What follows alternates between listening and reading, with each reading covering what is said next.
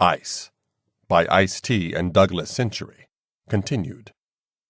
Disc 2. 3. I couldn't stand living with my aunt.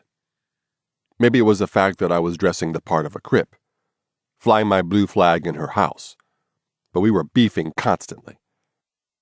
I've held my tongue for years, but my aunt's deceased now, so I can tell it like it was. She was the worst kind of hypocrite. She was a social worker and an alcoholic, so add that up. She was the person who, during the day, would check whether foster kids should be allowed to live in certain houses, but then at night, she'd come home to her own house and drink half a gallon of liquor. It wasn't a good place for me. Wasn't like I was in a family. I was in a boarding house. I was in a foster home, even though they were my real flesh and blood relatives. They didn't show any love at all. Since I was an orphan, and still a minor, I was getting a Social Security check for $225 every month. My aunt and I had this one major blow-up when I was 17, and I said, "Look, just give me my goddamn check, and I'm out." I've been signing them over to her, but now I took that little Social Security money and bounced. Found my own crib on Kansas Avenue. For the rest of my 12th grade at Crenshaw, I was one of the coolest kids in school because I had my own apartment for $90 a month in the hood. People hung with me so much, motherfuckers used to run away from home to stay at my house for 3 or 4 days. My crib became a de facto drop-in center for the whole crew. I didn't have any big ambitions. I guess I planned on being a working man like my father. When I graduated from Crenshaw, I went to trade tech college for a half a year because I wanted to get a job doing auto body and fender repairs. I was living on that $225 a month Social Security. My friends were hitting petty crimes, shooting dice, stealing car stereos, little bullshit, going in the direction of one day becoming big-time criminals. The writing was already on the wall. I never got those gang tats everyone else was getting. The only thing I did was pierce my left ear.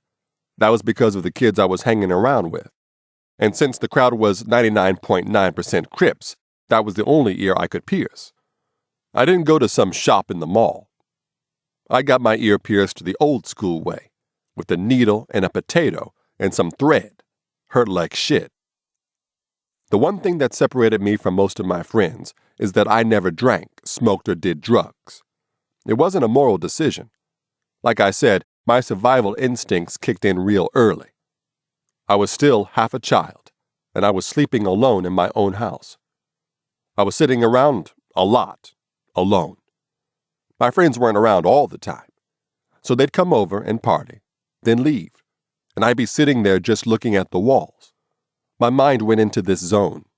In my mind, I called myself a spot, meaning if you looked at a crowd from the roof of a football stadium, each person would be a spot, one tiny speck. And nobody gives a fuck about a spot. A spot is just one solitary life. If one of those spots, one of those people, comes up missing, who gives a shit? The stadium is still full. An anonymous speck. You don't mean shit. Even now, I've achieved some things and got my share of money and fame. But if I died today, I'm not kidding myself. New York keeps moving. I realized really young that my survival was all about me maintaining composure. At the end of the day, my survival was really only important to me. I would look at people getting tore up. I'd seen my aunt hitting the booze hard, and I never thought it was attractive. I never thought being drunk was cool. And it didn't hurt that I couldn't stand the taste of liquor. Now, if there was a way to get drunk off some Kool-Aid, I'd probably have been an alcoholic. I didn't have a problem with my boys being weed smokers. When I was selling it, one of the first rules of the game is never get high on your own supply. My homies would smoke around me. I had no problem with that. I'm not like my wife, Coco, who is literally allergic to weed. You can't even puff a toke within 40 feet of her.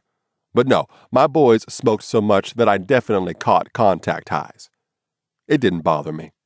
Just like I hated the taste of booze, I never smoked cigarettes. So taking something to my mouth and sucking the smoke in never made sense. It just seemed nasty. But the main reason I never felt the need to make myself high was that I never felt the need to lose control. If I was drunk, I was vulnerable. If I was high, somebody could beat me out of something. I didn't have bodyguards. I didn't have brothers. Didn't have family. I didn't have anybody. If I hit the floor, I would stay there forever. And in South Central, that shit wasn't theoretical. Plenty of times I'd seen cats get taken advantage of when they were drunk and high. Sure, there was that peer pressure bullshit. When I was young, like in the 9th grade, dudes would try to push it on me. Yo, Trey, hit the weed. Nah, I don't want to hit the weed. Well, if you don't hit the weed, then you's a bitch. Well, if I'm a bitch, why don't you make me hit the weed? The thing about peer pressure is once you say no enough times, even the motherfucker who's most adamantly trying to get you to smoke can become your biggest supporter. See, long before the term designated driver came into use, motherfuckers in the hood realized how valuable it was to have a sober homie. If the cops pulled us over, I could do the talking. If we went to party, there was at least one sober head in the house that knows to check that everybody is okay. You take over the command position by default because you ain't high. You might have another guy in the clique that's more prominent, got more of that alpha male streak to him. But you're the one grabbing his ass to protect him when shit's going down. So often in the hood, the sober man has the most power. I liked that. I liked being in control, liked having that command spot. I took pride in not being high. I took pride in that leadership role it gave me. I was keeping on a straight path as far as the drinking and drugging went. But then that first semester of trade tech in 1976, I got my girlfriend Adrian pregnant. I was so inexperienced with sex, I was literally ignorant. I didn't understand birth control. To be honest, this wasn't my 1000th nut. I was still green and hadn't had a lot of sex.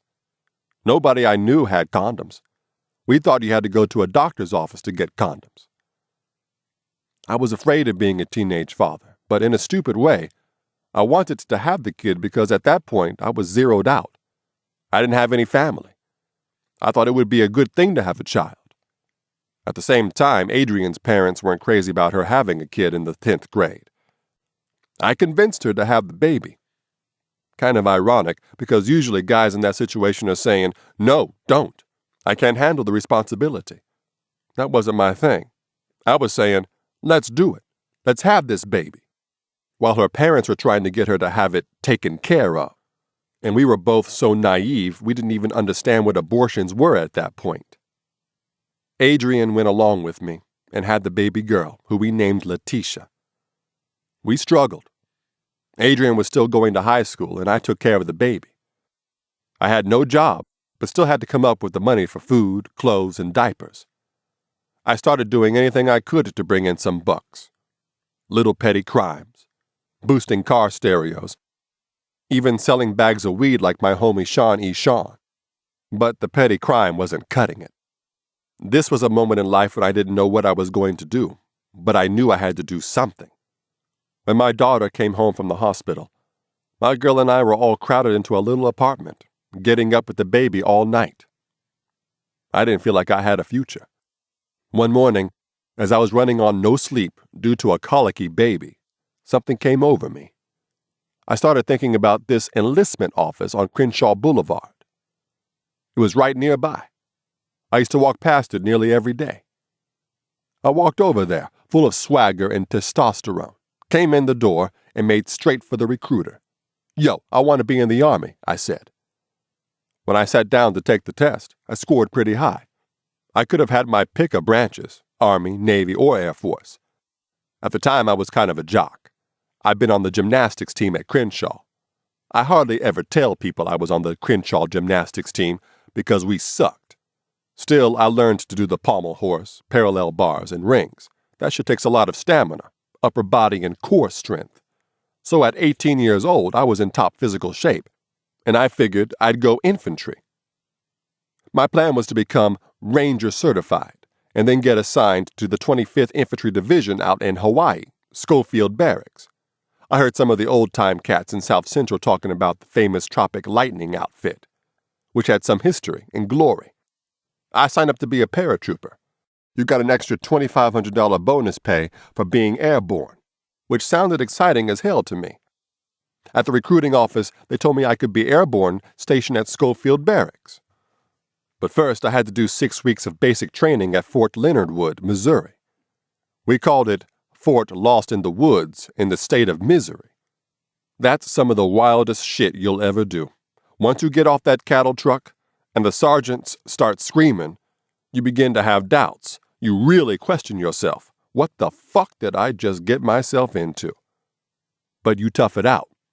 You get through basic by telling yourself it's survival of the fittest. After basic, you get shipped out to advanced infantry training in Fort Benning, Georgia. It was while I was doing my AIT at Fort Benning that I got a lesson in how the military really works, not the recruiting poster bullshit about be all that you can be.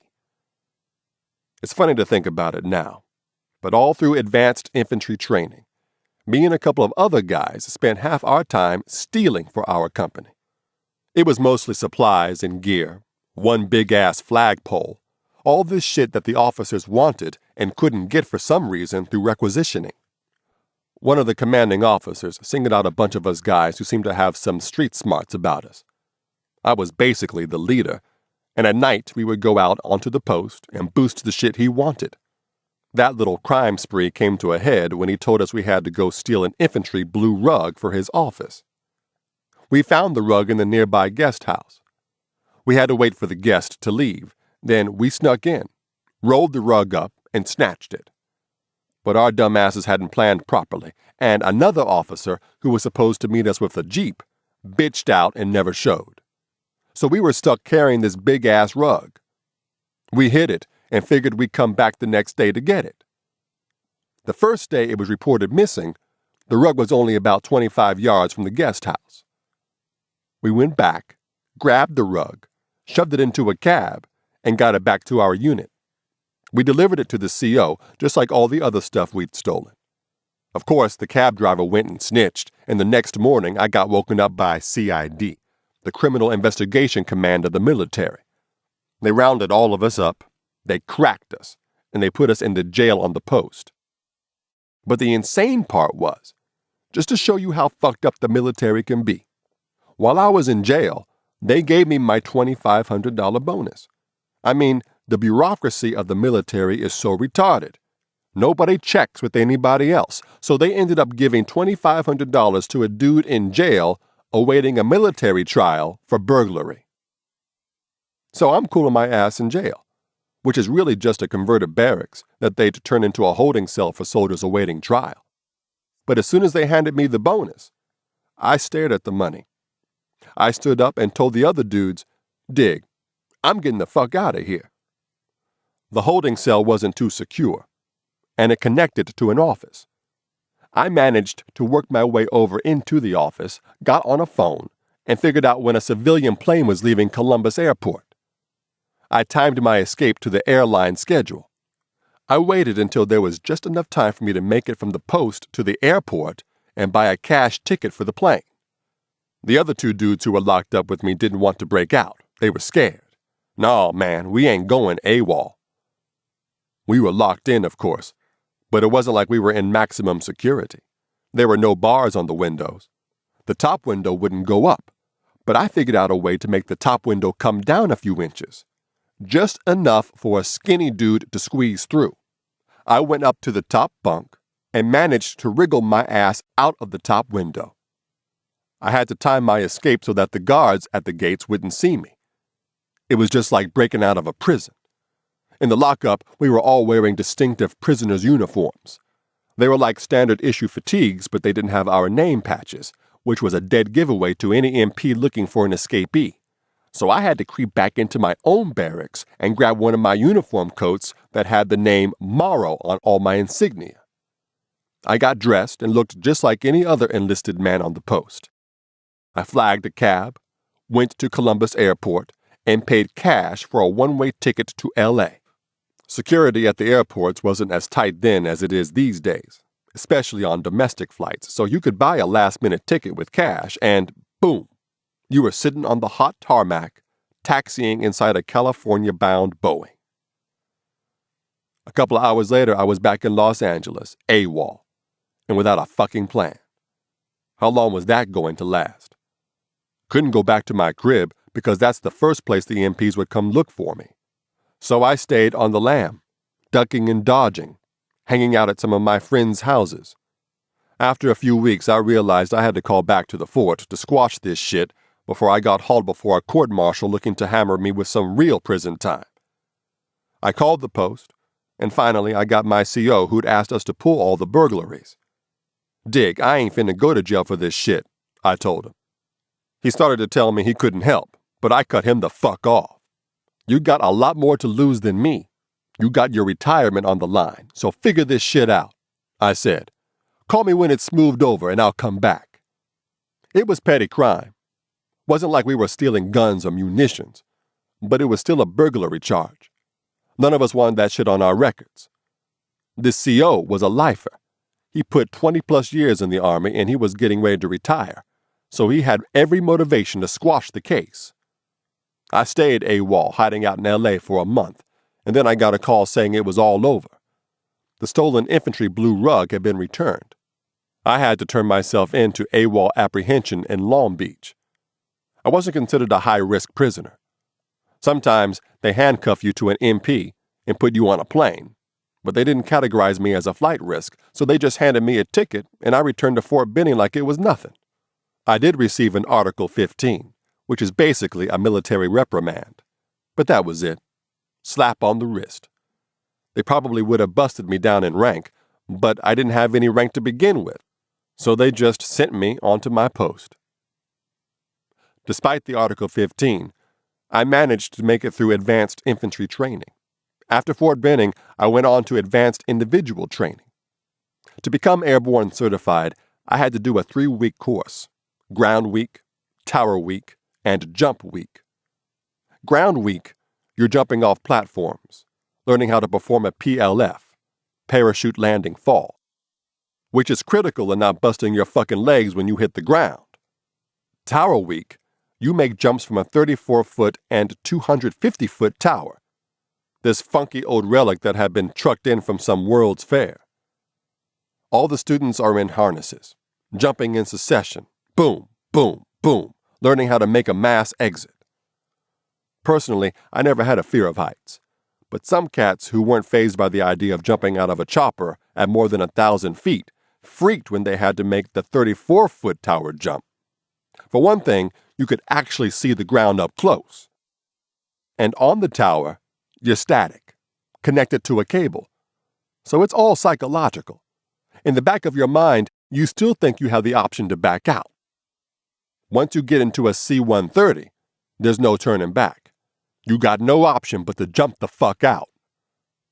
If you make it through ground and tower weeks, you graduate to jump week. You got to make 5 acceptable jumps from an aircraft into the Fryer drop zone. 2 were jumps with a rucksack and a dummy assault weapon. The other 3 jumps are called Hollywood jumps, meaning you only wear your parachute and reserve. We jumped out of old planes like C-119s, C-130s, and C-141s. That was one of the best weeks of my Army career. I may not have done any drugs, but I was definitely an adrenaline fiend. I got more than my share of it at jump school. I'll never forget the chant we used to do while we were about to make the jump. Stand up, hook up, shuffle to the door, jump right out, and count to 4. If that chute don't open wide, I've got another one by my side. If that chute don't open too, look out, devil, I'm coming through. When you get into your specialized training, you could become airborne. Depends on what base they send you to. If you get shipped to a full Ranger battalion, you're going to be with nothing but Rangers. But after completing Ranger training, I found out something that had my brain in knots for days. I learned that you can't be airborne and be stationed in Hawaii. There is no designated Rangers unit at Schofield Barracks. The recruiting officer on Crenshaw Boulevard had bullshitted me. So I terminated jump status and went to a straight-leg infantry. I didn't want to be stationed at Fort Bragg. I wanted to be at Schofield Barracks, out in the Pacific, with the surf and the sunshine and the girls. I joined the Army to support my baby daughter, but the biggest attraction was the opportunity to serve in Hawaii. Eventually, I flew out to meet my unit, the 25th Infantry, Schofield Barracks, the Tropic Lightning outfit. It was a hell of a good posting. As far as weather and scenery goes, you couldn't find a better post in the entire U.S. military. You're out there on the islands, and there wasn't much to it except drilling and formation every morning, jumping in jeeps and doing war games in the fucking Kahuka Mountains. I learned to shoot an M203 grenade launcher.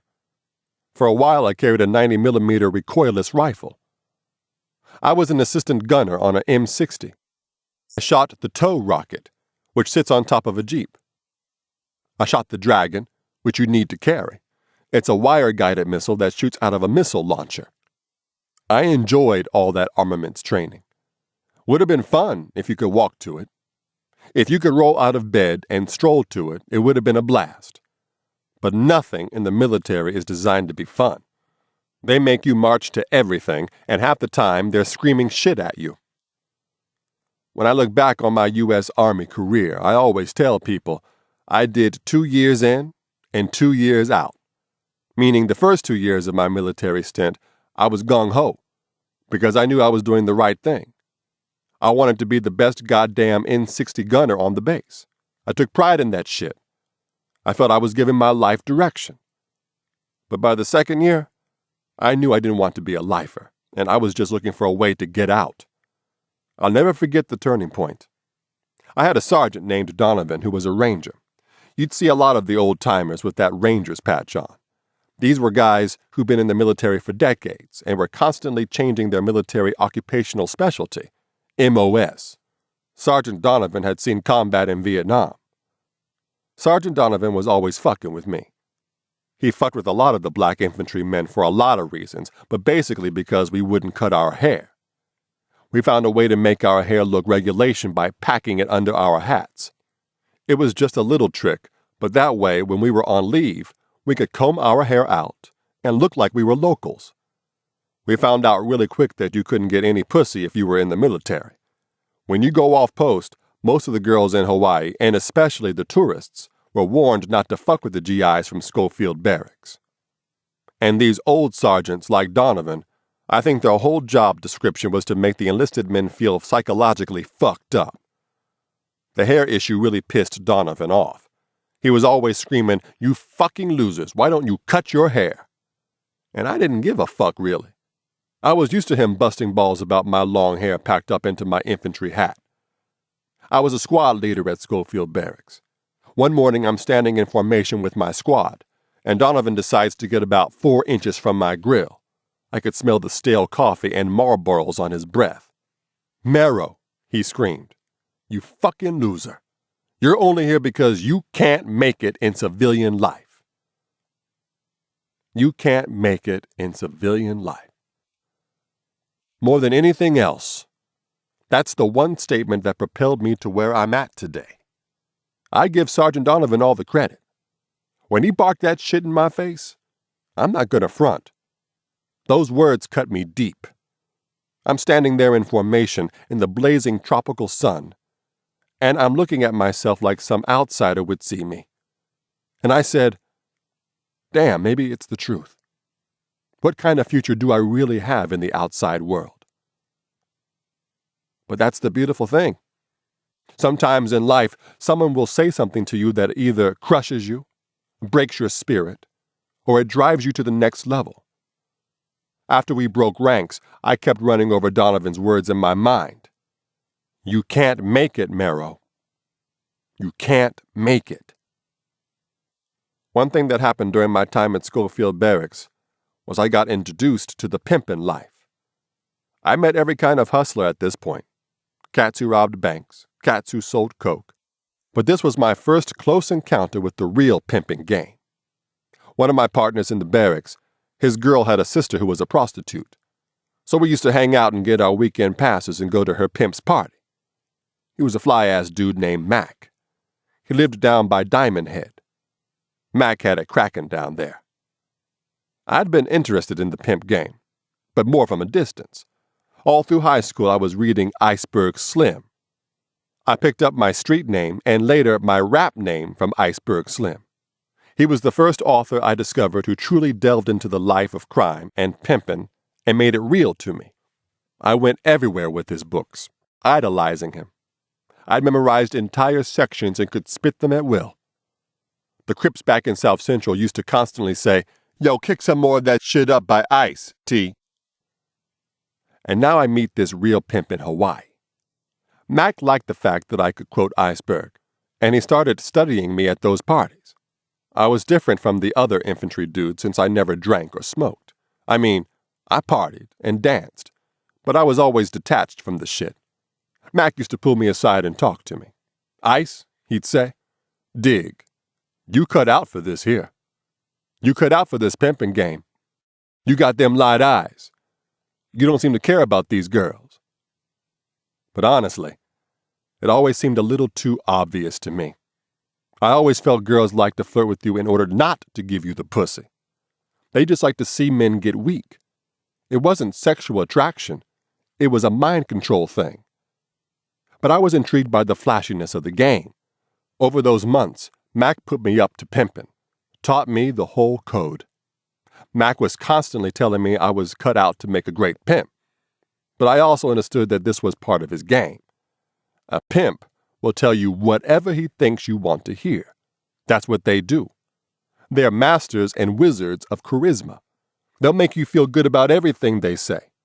They'll compliment you until they work you into their world. So I listened, and I smiled. But I always kept Mac at arm's length. In Hawaii, prostitution seemed to be damn near legal. It's not exactly Nevada, but there are all these military bases, Schofield, Hickam, Shafter, and all this G.I. Joe testosterone running loose on the weekends. Plus, there are all these horny tourists coming into town daily. It's almost allowed by the cops because they figure all these guys need to fuck something, or else there's going to be problems. So the hookers and the pimps are given a little space to flourish, almost like a safety valve to keep all the dudes from killing each other. After Sergeant Donovan got up in my face with that shit, it was the dividing line. That's what made me determined to get out. I was focused. I wanted to prove to myself that I could make something of myself in the civilian world. Now came the tricky part. I was trying to get out, but I couldn't let on that I wanted out. I had a 4-year stint to finish. If you let your superiors know you're looking to get out, damn straight they'll bust you, take away your rank. I was just a PFC, but when they bust you down in rank, they're taking away your money. You have to ride it all the way out to the end. Then at the last minute, you say you want a discharge. I was just going with the flow, keeping my plans a secret.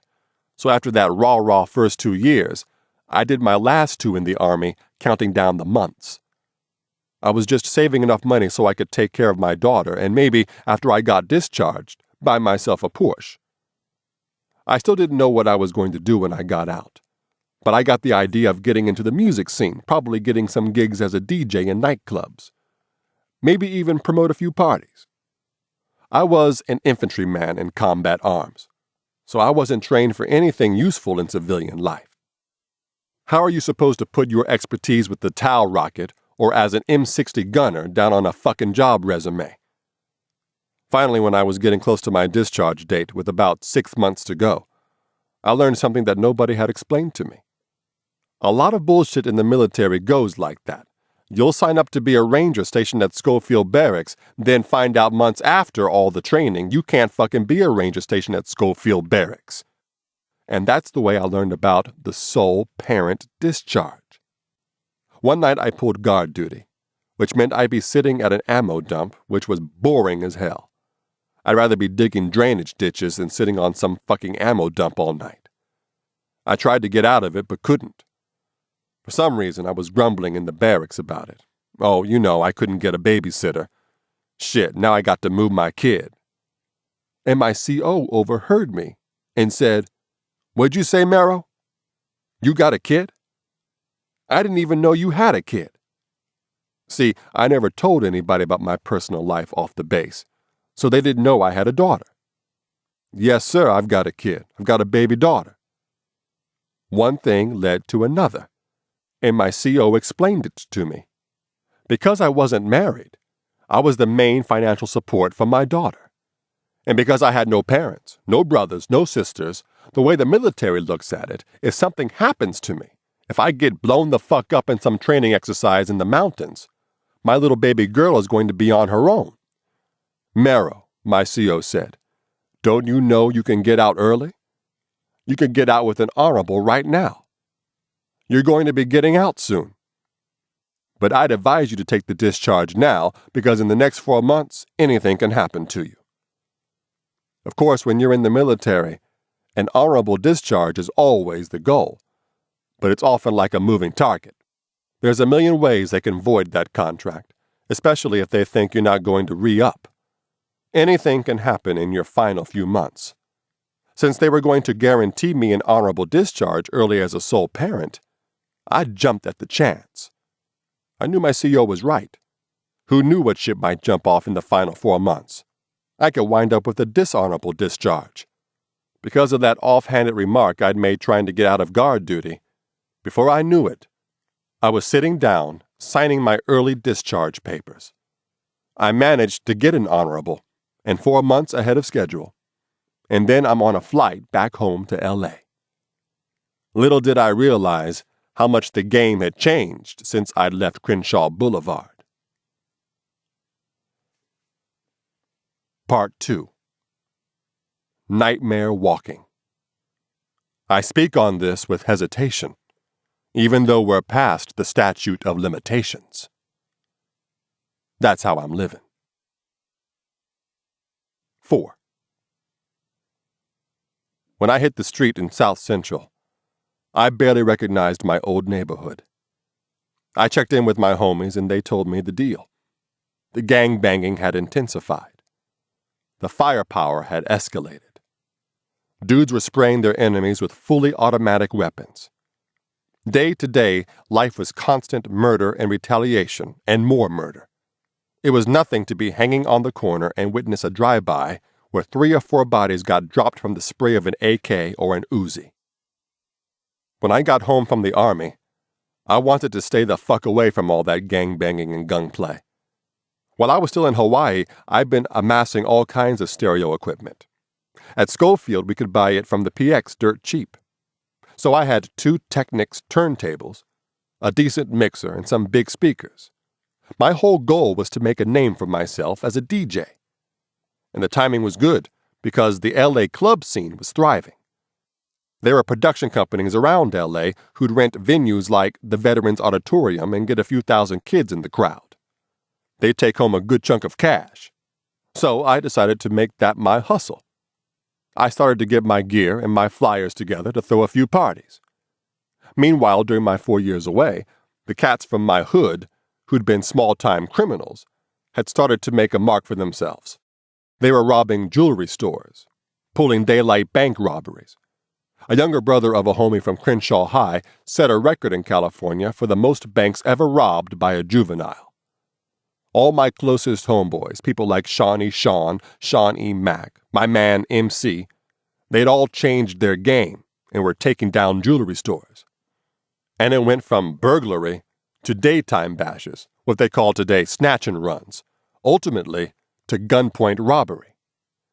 Over a few months, my neighborhood created various teams of cats, squads made up of 2 guys and a girl, who'd enter a jewelry store and run diversion, asking a bunch of distracting questions, while another member of the crew trimmed the jewelry case. There was such a level of secrecy in my neighborhood. Certain cats were getting it.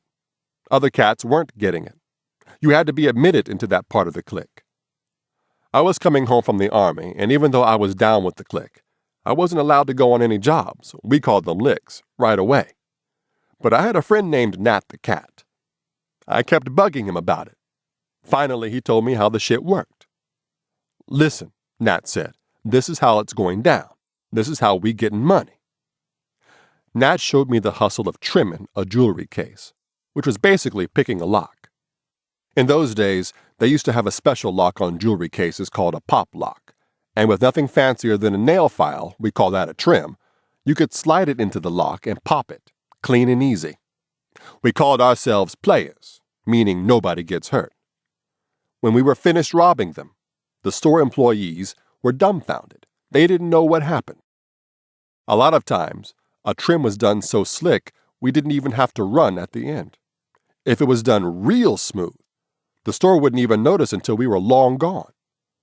But like everything else, the trimming started to escalate and became more aggressive.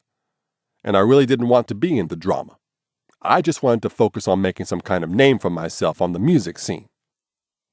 During my last year in the military, not only had I learned to spin vinyl on my Technics, but that's when the Sugar Hill Gang dropped Rapper's Delight. The record blew my mind, not because rapping was something brand new to me.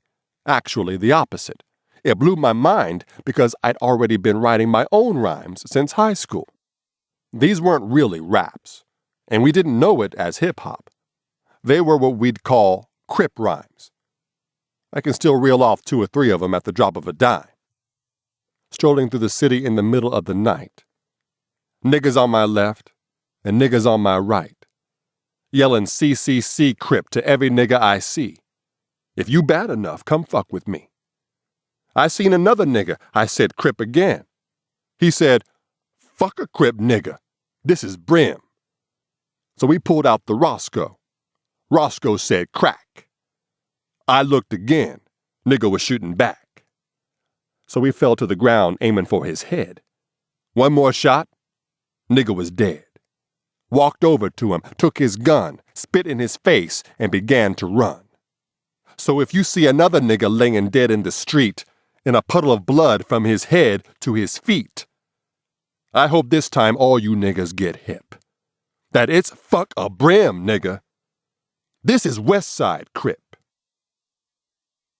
I was saying this shit at Crenshaw back in '76, you dig? Which was way before I had heard recorded rap.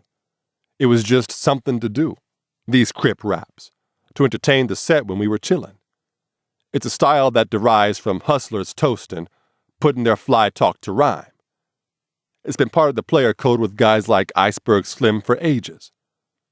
Iceberg did a record called Reflections, which had a lot of slick rhyming. Toasting and talking shit in verse is something that's always been a part of black culture, long before folks started calling it hip-hop. You can hear it in some old blues records, in some James Brown records, even the way Ali would boast in rhymes. This was the same time that the early hip-hoppers were developing their styles in the Bronx. Cats like Cold Crush, Busy Bee, Hollywood, Starsky. But my rhyming wasn't connected to any kind of music. For me, it was just a spoken word style. All my boys would be sitting around chilling, drinking, smoking weed. Yo, say one of your Crip rhymes, T.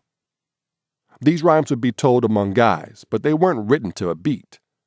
I never had a backing track, just a rhythm in my own head. When I heard Rapper's Delight, I immediately flipped the record over. It had an instrumental, and I attempted to do my rhymes over it. But none of my rhymes would fit a beat. They wouldn't flow properly. Still, that's how I got the rap bug. I thought I already knew how to rap back in '76. Now I had to rethink it a bit, had to tailor my writing and storytelling to come in over a beat. And I developed my own distinctive style. I'd taken my name as a tribute to Iceberg, and then it hit me one day. Dude is a writer. I thought he was fly because he was a pimp, but I realized that I really admired him because he was a writer. There were 1,000 pimps on the street, but I liked Iceberg because he was able to articulate the life. And I started to develop those same skills in my rhymes, painting these dark portraits of the world of pimps, hustlers, and gangbangers. On my second album, Power, I laid it down. I'm living large as possible, posse's unstoppable. My style is topical, vividly optical. Listen and you'll see him, sometimes I'll be him. That became the signature Ice-T style. Rhymes that were topical and vividly optical. To me, it was street-level journalism, real-life observations told in poetry. That's the vision I tried to bring to all my recordings. Now, I was going to parties around town with my DJ equipment, but I found that I was getting way more attention picking up the mic and rapping than I was from carrying them damn speakers. So what happened was, instead of busting my ass to throw my own parties, I started to go around from party to party just to pick up the mic and rap. My style was still really raw, but since everybody else was terrible, I was considered all right. That's when I first dipped my feet into the rap scene and hooked up with Evil E and Henry G. Those cats were from New York, and they were called the New York City Spin Masters. We first met at a rap contest, and we immediately vibed. The New York City Spin Masters were already throwing these big parties. I went along with them on the party circuit, and while they would DJ, I'd get on the mic and spit. That's how I got my rap name going. But while this was going on at nighttime, simultaneously, in the daytime, fuck it, I needed to get paid. Rap wasn't paying me shit. So that's when I got into the criminal game full time. And that's how I nearly got my ass killed. I'd done my share of petty crime in high school. Boosting car stereos, selling dime bags of weed and bullshit. But it wasn't until those first months back from the Army that my life of crime kicked into high gear. It was easier for me to get into the life because Adrian and I had broken up. Times had changed. We'd both changed. Adrian was my first relationship, but we weren't under any illusions. We both knew I wasn't her lifelong partner. We were together because of a pregnancy, and when I came home with my honorable discharge, we separated. By the time my hustling life commenced in earnest, Adrian had already started dating other people, and we weren't living together. I liked it that way, because hustling is a lifestyle best undertaken solo. Of course, I had to take care of my daughter, and no matter what, I would always support her. Hustling is a 24-hour-a-day job. There are no vacations or downtime. Things were constantly crazy and hectic. For me, this was a serious transition from the regimented, structured time in the Army. I was essentially homeless, bouncing from place to place, living in the streets. I didn't want to bring that hustling world with the constant risk and danger around my baby daughter. I was now running with some serious criminals. Understand, we were all hustlers from Crip neighborhoods. Cats from the Rolling 30s original Harlem Crips. But we weren't about the gang-banging. We were hustlers. Gang-banging and hustling are polar opposites. Gangbangers are about territory, power, and instilling fear in their enemies. Hustlers are about making money, 24-hour scheming, always trying to get paid. From the minute we woke up, we were constantly scheming to rob someplace, pulling licks. We'd stand around, playfully taunting each other. What, you scared of money? Nigga, you scared of money? That one phrase sent more people to prison in my neighborhood than anything else. I was hitting the street with 4 years of training as an elite soldier. I also had 4 years of pent-up energy and frustration. Life at Schofield Barracks had been so tightly regimented, up before dawn, constantly marching in formation, spit-shining boots, out on the firing range, getting my ass chewed out by the sergeant. I never regretted my 4 years in the Army. It definitely gave my life some discipline and structure. But after 4 years, I was ready to break out of that fucking mold. There's something civilians often don't realize about the military. You're really only trained to do 2 things: kill people and take over shit. You're not coming home with too many other useful skills unless you plan on becoming a police officer. Today we've got young vets touching down from Iraq and Afghanistan who've killed a shitload of people. And if they're not properly reprogrammed to come back into society, it's not like that kill switch is an easy thing to turn off. I quickly found that the operational theory hardwired into me from the years of Army life could be put to use on the streets. I got a reputation as the guy who could lay out a criminal operation with precision. Some of the licks we pulled are legendary, still talked about in the Cali streets. I always tell people there's no reason to lie about my past. The truth is much more insane. There were hustlers who liked to pull licks on the spur of the moment. But for me, the art of the hustle was putting days, sometimes weeks into the tactics and strategy. Most hustlers in South Central never strayed far from the block, or the furthest they'd go to rob was the Crenshaw Shopping Center. Their reasoning was the closer they stayed to home, the less likely the cops would be to find them. That wasn't my crew's style. We wanted to rob as far away from our hood as possible.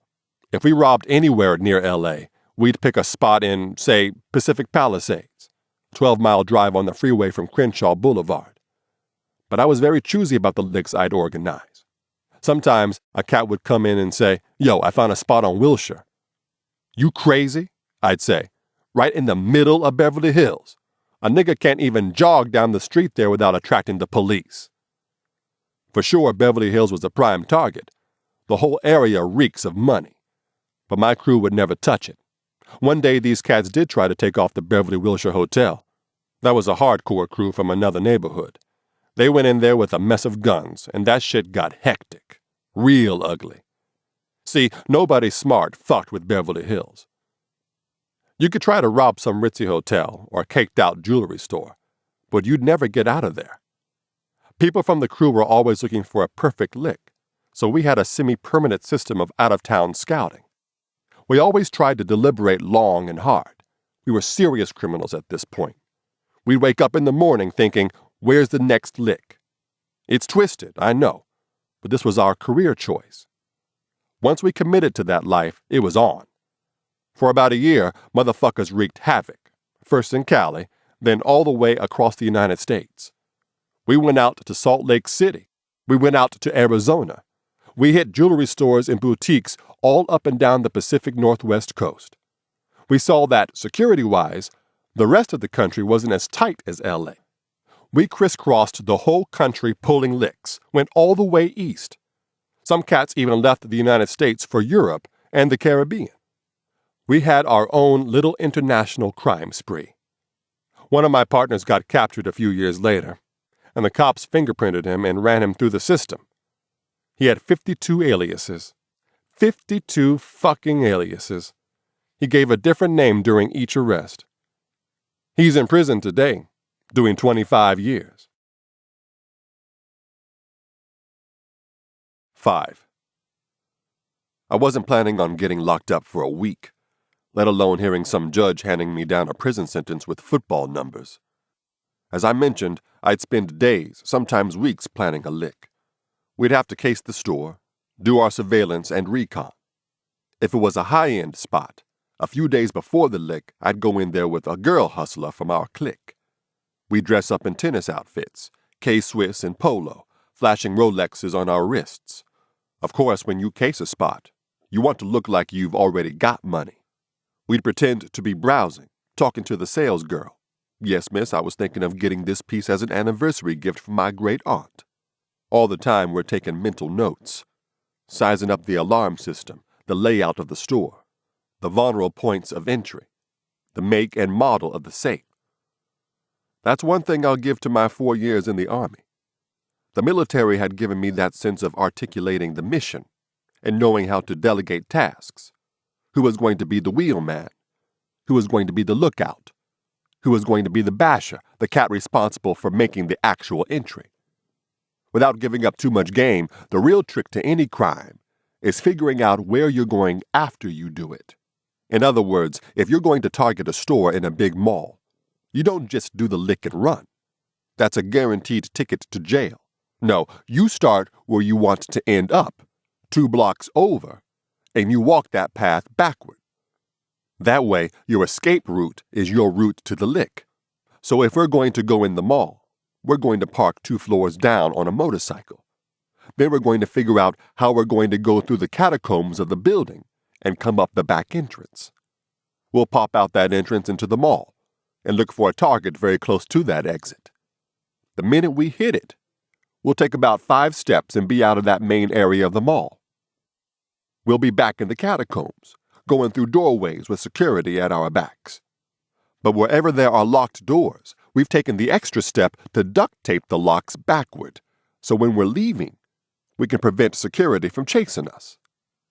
The getaway is actually more important than anything that happens during the robbery itself. If you practice your getaway, if you visualize yourself in the role of the person in hot pursuit of you, you're making sure that they can't follow this maze that you've created. I took my time and planned so carefully for one simple reason. I did not want to get caught. Now, when I got into the game, It was the dawn of the bash robbery. In fact, I think I went on perhaps the first recorded bash, which took place in a mall in Carson. It might have been done someplace else before us, but I know my crew had a lot to do with spreading the craziness across the country. The stores weren't ready for the bash. This was pre-plexiglass. Most jewelry stores didn't have armed guards. They weren't ready for a bold, blatant robbery crew whose only tools were brains, balls, and an easily concealable baby sledgehammer. The beauty of the basic bash was that there were no guns involved, and it was lightning quick. 3 of us would walk into the jewelry store. One of us would take off a nice gold chain and tell the one lady working, "Would you please clean this chain?" She goes to the back, and before she knows it, we ripped out the baby sledge, broken the display glass, grabbed a couple of trays of Rolexes, and bounced. I laid it out in my record, that's how I'm living. Baby sledgehammers were the tools. I speak on this with hesitation, even though we're past the statute of limitations. Yeah, baby sledgehammers were our tools. We were like hawks, and those trays of high-end Rolexes were our prey. Rolexes were selling for $2,500 apiece on the street, and you could move them quick. So Swiss watches were cake. If you could take 10 Rolexes during the bash, you could clear $25,000 in one day. That's another thing about robbery as your vocation. Just as essential as mapping out your escape routes is having established safe networks to move the goods. If you sell that shit out of your trunk, you'll get caught. No question. See, everything in the game is highly specialized. Very rarely do you run across a successful all-around criminal.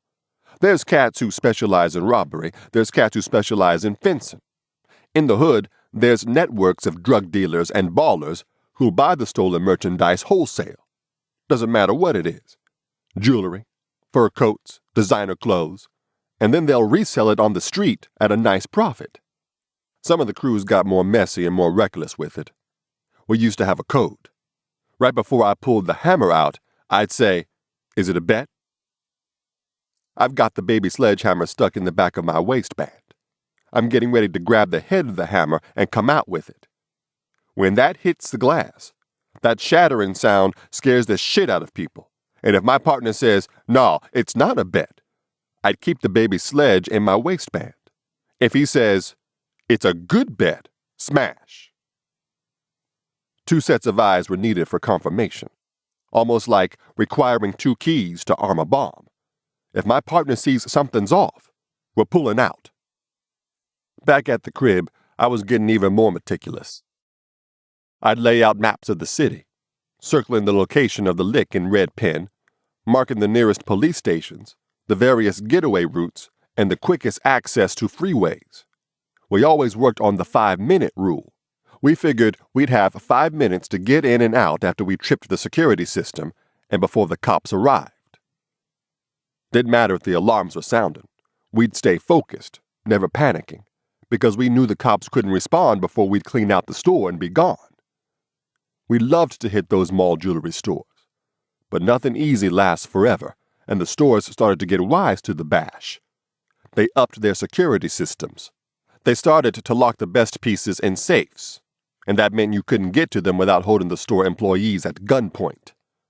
No problem. There were plenty of other targets. After a while, I realized we could make just as much money, taking much less risk, if we targeted leather boutiques. One night we left one spot empty, took every single leather coat, jumpsuit, and handbag in the store. The best licks were stores that carried Gucci and Louis Vuitton bags, because we found we could sell those for $1,000 or $1,200 per bag. A good night's work stealing Gucci and Louis was just as big a score as pulling a big jewelry heist. Man, we pulled some incredible licks. One time we went into a department store and cleared out literally all their minks. They had a mink case with about 25 minks, and it was right by an exit. We waited. We pretended to browse. We went into the mink area. The case was open. There was one lady working there. We just looked at her. What is she going to do? It ain't her shit. She doesn't have a gun. Is she really going to risk her life for these fucking minks? It just took nuts. I reached in and grabbed a whole rack. My partner reached in and cleaned out the other rack. Cleaned them out. We started heading toward the emergency exit, and since we'd done all our advanced operational planning, we knew the layout. All department stores have catacombs. If you look at a diagram of a huge store like Macy's, Bloomingdale's, or May Company, you'll see that there's a whole world invisible to the average person on the sides and below the shopping spaces. We snatched all the furs and disappeared into the catacombs, moving too fast for any pursuit. We got outside and were laughing because we got away so easily. As I looked at the mountain of mink and fox coats, I was already doing the mental calculations and figured they were worth maybe $50,000. We could sell them that same night for about $10,000. We started loading and stuffing all the minks into the trunk, back seat, and front seat and got into our car. We couldn't see out the windows because the mink was piled all the way up. The driver had to clear a little rectangular space so he could see where he was going. When we pulled away in the car, people kept staring at us and laughing because we looked like a fucking furball driving down the street. But no matter how carefully you lay out your operational plans, just like in actual combat, there's always some unpredictable shit that can fuck up the mission. This one hot September night, Santa Ana winds blowing dry desert air through the city. We were pulling a lick at a mall on Western, going up toward Pico as you start to get toward the Koreatown area. This wasn't a big money lick, wasn't a jewelry store with hundreds of thousands in diamonds on display. For more than a week, we'd cased this Asian boutique specializing in designer bags, an imported perfume located in a strip mall. The store almost looked like an airport duty-free shop. Nothing but the high-end shit. The good thing about robbing a mall, nobody has guns.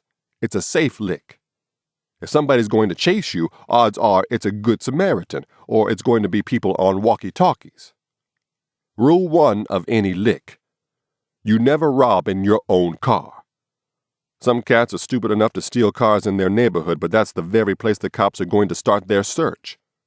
We'd head out to the valley, down to Long Beach, or out by LAX to steal a G. We always picked older cars: Fords, Pontiacs, Chevrolets. In those days, pre-electronic ignition, a snatch bar wasn't needed. A car could be stolen in 20 seconds with a pair of pliers or a screwdriver. Didn't really matter what kind of car we stole, because after the lick we were going to ditch the G anyway. There were 4 of us that night: Nat the cat's brother, Bebop, me, and 2 chicks. We showed up at that strip mall in an old rusted-out Pontiac we'd boosted. All the stores were deserted. All the lights were dark, even the supermarket down the block.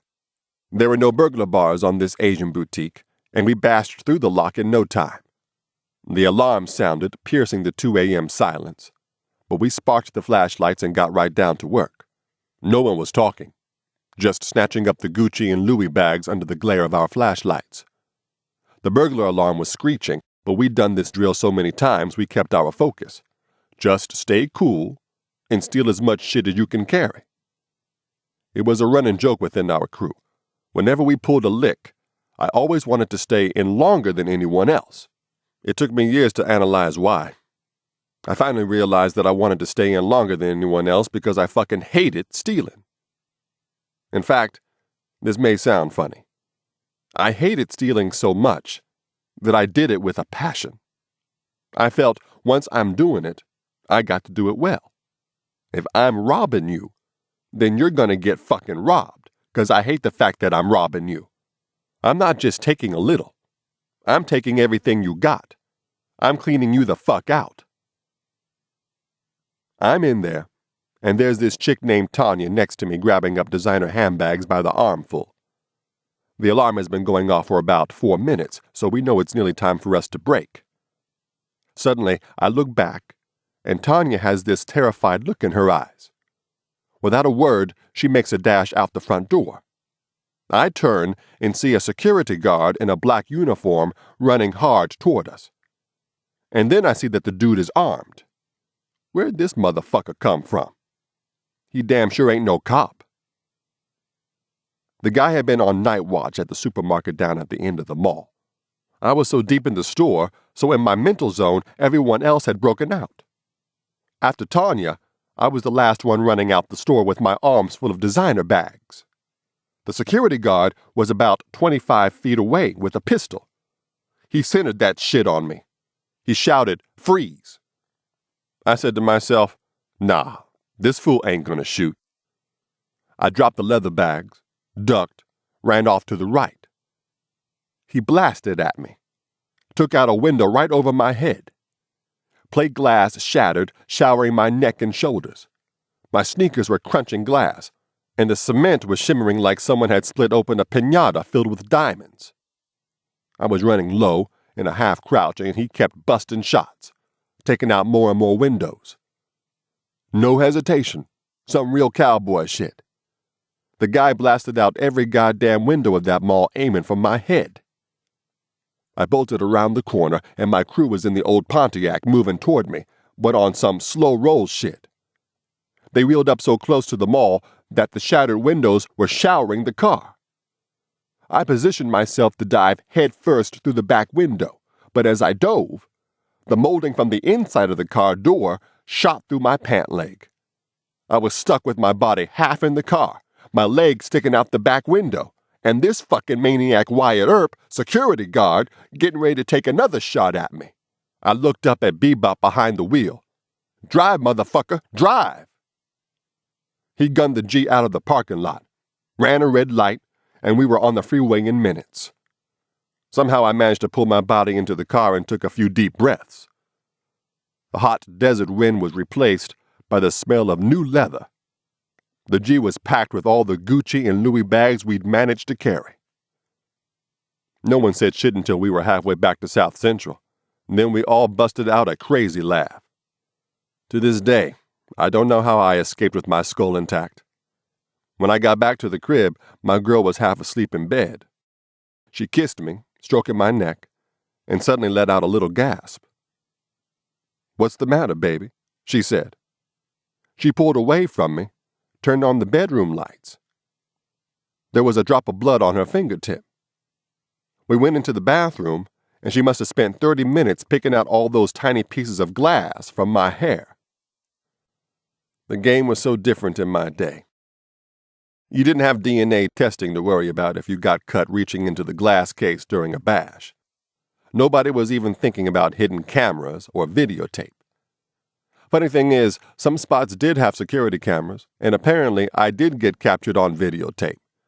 Years after I got out of the robbery game, when I was already steadily working as an actor, one of my former crime partners went to a funeral and the police picked him up. They'd had him under surveillance and grabbed him up on an outstanding warrant. He had 2 different IDs on him. He's an ex-con, so they were busting his balls. In the midst of questioning, for some fucking reason, he blurted out, "No, officers. I'm in the entertainment business. I work with Ice-T." One of the cops said, "Fuck Ice-T. Ice-T hangs with the den of thieves. You tell Ice-T to keep his nose clean. We got enough film on him to make a fucking movie." By that time, I was already out of the robbery life. The statute of limitations had long passed on any of my crimes. And when my buddy called me to tell me this, I screamed on him. "Nigga, what the fuck? I don't do shit anymore. I'm square. Didn't they get the memo?" These days, people constantly ask me how I could go from being a stoned criminal to playing a cop for 10 years on Law and Order. Some cats try to make it like I'm a hypocrite or two-faced or some bullshit. Listen, when you're in the life of crime, it's true, you feel like you're in a fraternity. There are people out there that really love to break the law. They're antisocial, always in that fucking zone. But I never was that kind of cat. I didn't hate the police. As a matter of fact, I think if you're a real crook, you better have respect for the cops. Otherwise, you're going to get caught. But don't get it twisted. I never had any allegiance to crime. I just wanted the paper. I lived that life because there was a time when I thought I could do it. An era when every day I thought I was smarter than the police. I took pride in outsmarting them. I used to always tell Shawnee Sean and my boys, the cop's job is to watch the line. My job is to step over and back. I took pride in the fact that I could step over and back without getting caught. Criminals think they're slick. It's the ego pump you get, like John Dillinger, smirking, they have to watch every bank. I only have to pick one. There's nothing more dangerous than a successful criminal. He's got so much attitude, and hell yeah, I've been that monster.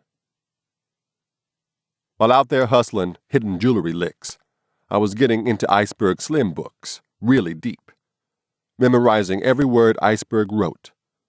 Through those books and my time in Hawaii around Mac and the other pimps, I'd soaked up the game. It seemed so intriguing, honestly, that I just wanted to try my hand at it. Let me preface this by saying one thing. Pimpin' is not by any means an honorable hustle. It's just like stealing cars, robbing banks, or selling drugs. It's negative. People romanticize bank robbers like Dillinger and Jesse James. People romanticize jewel thieves. People romanticize mobsters like Al Capone and John Gotti. There's a similar mystique to the pimp. But there is nothing positive about pimping. It's just like any other criminal game, and most people who talk about pimping don't even know what they're talking about.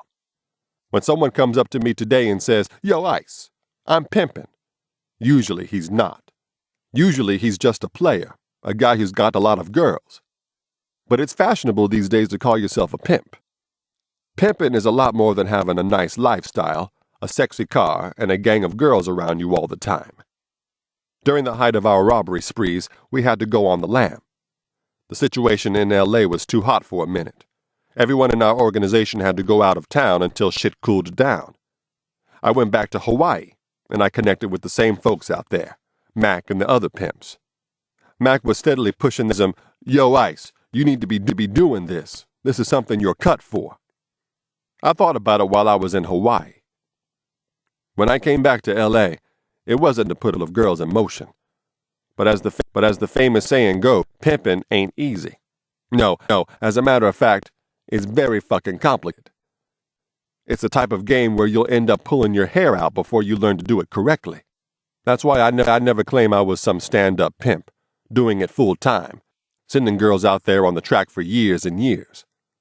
There are so many levels of the game. The most basic is just sending a bitch. Most guys, even entry-level pimps, have sent a bitch. Yeah, I've done it. And I still know how to do it. Even if I'm not pimping today, I know the fundamentals. It's been said that trying to teach pimping to a square is like trying to teach astrophysics to a wino. But that question comes to me a lot. What's pimping? So I'll break it down simply. Basically, you're turning the game that the girls use on men back on themselves. You're flipping it completely. When a typical guy meets a hot girl, he'll say, "Man, I'll do anything for her. I'll give her all my money. I'll buy her anything if she'd just give me some play." That's the guy's mentality. The pimp is the reverse of that. He spins that mental 180 degrees on the woman. The pimp thinks, if I'm marrying you, then why the fuck am I on my knees? The first agenda of the pimp is to be hotter, flyer, better looking than the girl. That's the reason pimps wear expensive tailor-made suits, why they wear gaiters, why their hair grows longer than the girls. Their job is to outmatch the female in everything. Rule 1, you have to be finer than the girl. You do that so that she feels like she's stepping up in the world by being with you. There's another common expression in the pimp game. Every man cannot accept hoe money. If a guy meets a stripper and likes her, maybe his dumb ass even falls in love, the man's natural instinct is to tell her to stop stripping. He's a square dude, so he wants to turn her into a square chick. Happily ever after, 2 kids and a dog on a quiet block in the suburbs. All that Hallmark card bullshit. But the pimp, he doesn't try to reform her. He feeds into the negativity that she's already living. If a girl's working as a stripper, she can't have a girl for a roommate who's trying to scold her, make her feel guilty saying, "Why do you do that? Why do you strip? You're demeaning yourself." No. She needs a roommate that backs her agenda. "Ooh, girl, I like them shoes. We're gonna break them dudes tonight." Rather than a girlfriend. The pimp is a male that reinforces the negativity. Real pimps do not pimp square girls. That's a huge misconception. There's a fear out there in the square world that a pimp is going to find some nice middle American girl, an apple-cheeked cheerleader from the suburbs, and turn her into a prostitute. That's not going to happen. The only pimps that do that are known as guerrilla pimps, and they're not even respected in the game. They're basically kidnappers and sex traffickers. They're seen as scumbags. No one considers them real pimps. A guerrilla pimp will snatch up a girl, get her high, lock her up someplace, then rape her and make her have sex for money. But the girl is going to run as soon as she sees a chance to escape. That's not a pimp. Real pimps say, it's by choice, not by force. Choosing is the key word in the pimp game, because you can't convince a girl to give you her money. No amount of sweet talking in the world is going to do that. She has to want to. She has to choose to do that. That's why pimps dress so outrageously. It's full disclosure, like truth in advertising. When you get into real heavy pimping, you'll see the most outlandish fashion statements. Yo, I got on a canary yellow suit, bitch. Come on. You know what this is. That yellow suit is like a billboard saying, I'm not trying to attract a square broad. I'm trying to attract a broad that knows what this game is and wants to be part of it. Pimps don't hide behind the bushes pretending to be some UPS man. They're flamboyant as fuck. They're peacocks of the street. And trust me, there are hundreds and hundreds of girls who are attracted to that game. What pimps live by day to day is the act of sending the woman to go get money from a trick. The thing of it is, even without pimps, girls do it to guys all the time. When a woman goes on a date with a man that she doesn't like, just for the dinner or a pair of shoes or some jewelry, that's form of hoeing. Anytime a girl does anything sexually to get something material in return without really caring about the guy, don't kid yourself. That's hoeing.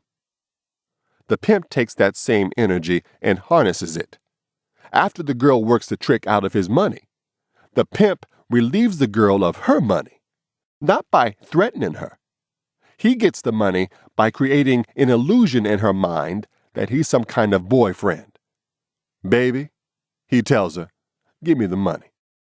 I'll give you what you need, whatever you want, but I'll manage this dough better than you.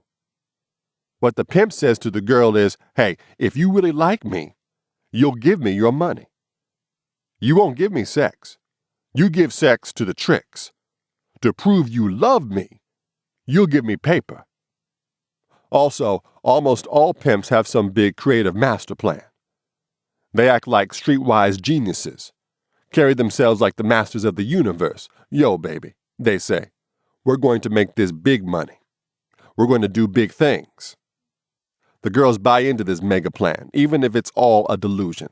And that's what bonds them to the pimp, the notion they're going to elevate themselves by staying with him. Pimping isn't necessarily sending a girl to the track.